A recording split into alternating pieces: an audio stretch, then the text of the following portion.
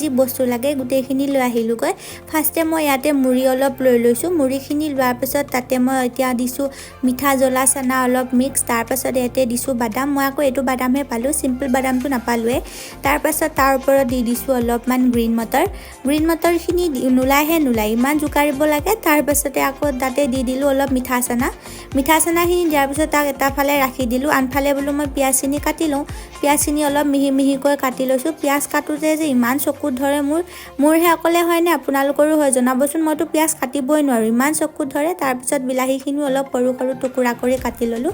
কাটি হোৱাৰ পাছত আজি এয়া আমাৰ পিঁয়াজ আৰু বিলাহীখিনি কাটি হৈ গ'ল। তাৰপিছত মই ইয়াতে মিক্স কৰি দিলোঁ। প্ৰথমে পিঁয়াজখিনি দিছোঁ, তাৰপাছত বিলাহীখিনি দিলোঁ। বিলাহীখিনি দিয়াৰ পিছত তাতে অলপ মই নেমু ৰস চেপি দিছোঁ। নেমু ৰস দি দিয়াৰ পিছত তাৰ ওপৰত আকৌ মই অলপ টমেট' চচো দি দিছোঁ। টমেট' চচখিনি দিয়াৰ পাছত এইখিনি মই ভালকৈ লৰাই ল'লোঁ। লৰাই লোৱাৰ পাছত আজি আমাৰ ভেলপুৰি ৰেডি হৈ